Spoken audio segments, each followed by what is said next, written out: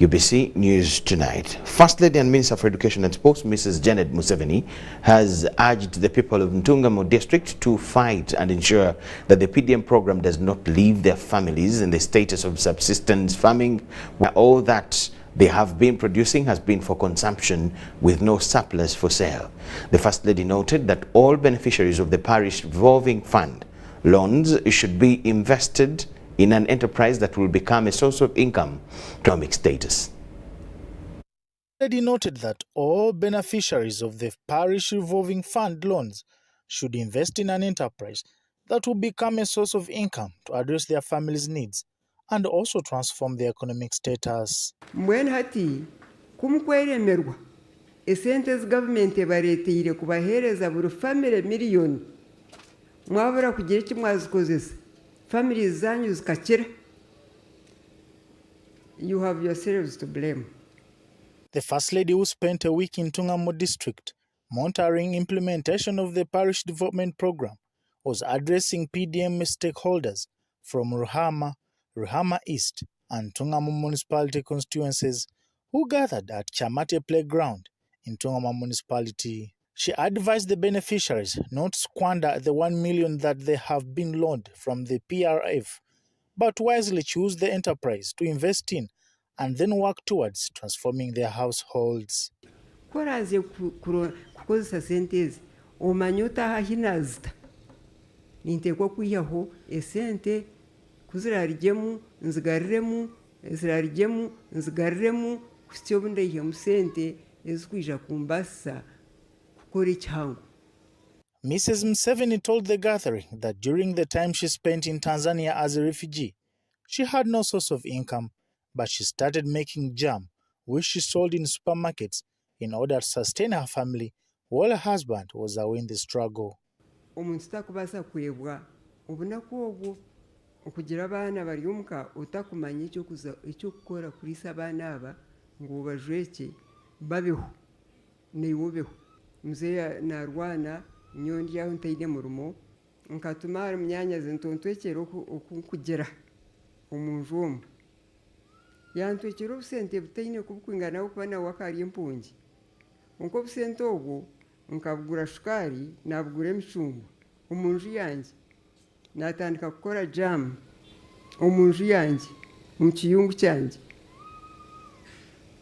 nabona omuhinda akabaine mall o supermarket yatandika kugura jam yange rero nkora jam omunju yange njiguza omu supermarket anshashuriraho aho omunju yange.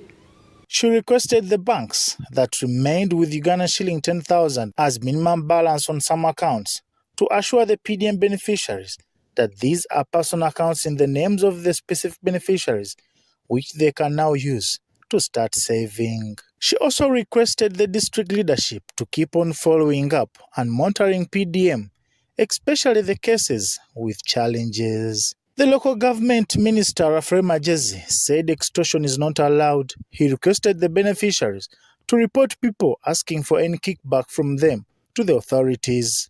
Those who failed to explain the disbursement of these funds in those areas were handed over to the police to make statements. He reported that the parish chief's salary was recently increased to Uganda shilling 470,000, and in addition, Uganda shilling 100,000 has been allocated to them per month as housing allowance. Plans are underway to buy bicycles for the parish chiefs and also construct parish offices. He assured the people that each parish will continue receiving Uganda shillings 100 million each year, and he is also optimistic that by the end of the 5 years, all the 39% households under subsistence economy will have been reached. Reporting for UBC, Baguma William. The Interjoint Security Agencies have captured 22 suspected ADF rebels who were attempting to establish a cell in Chankwanzi district. Police spokesperson Fred Enanga told the media weekly security brief at Naguru that police is on the reinforced operations against ADF remnants trying to re-establish in different parts of the country. The killing of tourists in Queen Elizabeth National Park by the suspected ADF rebels reignited security operations against ADF terror activities in different parts of the country. Security have captured 22 suspected ADF in Chankwan's district. The Uganda People's Defense Air Force, where they carried out very successful airstrikes on an ADF camp 60 kilometers away from the Ugandan border of Ntoroko.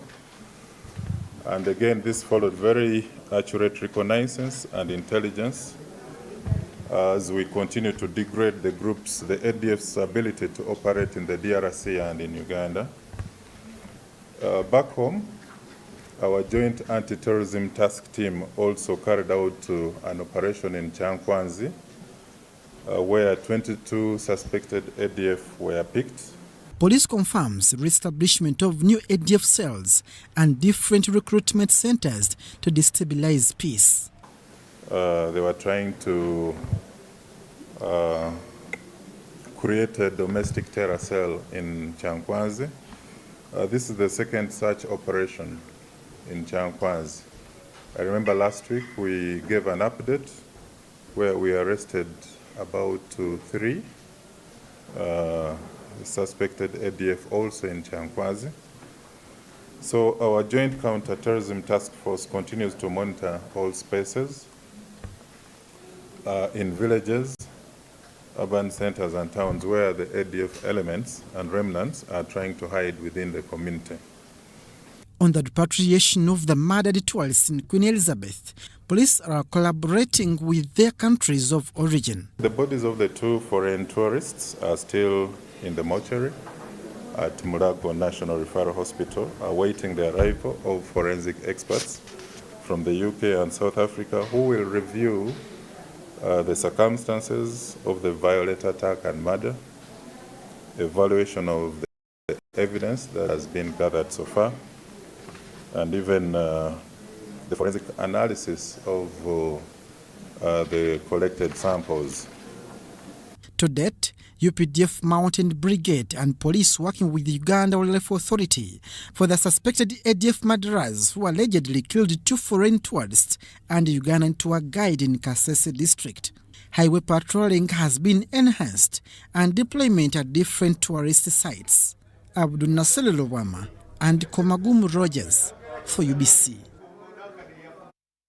The Uganda National Examinations Board, that is UNEB, has accounted for the progress of the 2023 UCE one-week progress.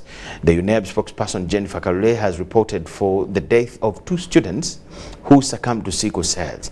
Kalule has highlighted on the arrests so far made in relation to examination malpractice and commits for the proper handling of the whole process and exercise.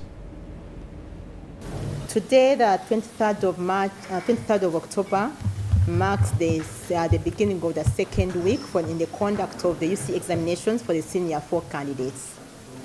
In West Nile, police in Yombe arrested 6 teachers of Nampita Secondary School and an invigilator who was sent to supervise exams at that school. The group is charged with possession of unauthorized material and disturbing an examination in progress. The 7 include Obo Julia Caesar, a teacher of economics, Ongukoru Josephine, a teacher of biology, Ntibirinjira Boniface, Waswa Godwin, Bamukabire James, Okelo Emmanuel, and Saddam Hussein, who are all teachers of Napita SS in Yombe. We also had an invigilator, Oliema Bosco. Investigations were carried out and they indicate that the smartphone for one of the teachers, Obo Julius, contained answers for the biology practical. Police is following up on this case. During the week, we lost 2 special needs education candidates who were both sickle cell candidates, who are both sickle cell sicklers. They were from different schools. One was called Wamtale Edwin and was from St. Noah Mawagali SS in Jinja, and another one was called Celine Ann Namwase, a student of St. Andrew Kagwa in Gombe High School in Kawala near Kampala. As a board, we do send our deepest condolences to the school, to the parents, as well as all the support personnel who are involved in supporting these candidates. We want to caution against involvement in malpractice. Once again, we want to inform members of the public that unauthorized possession of any material which is said to be a UNEB paper is an offense. such custody includes having that material on your phone, on your telephone, whether it's been sent there via WhatsApp or in social media platform, it is an offense. Kali, thank you so much.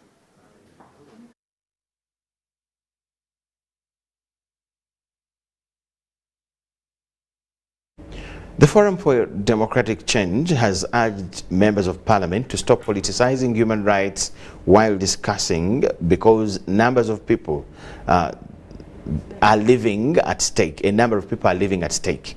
Speaking during their press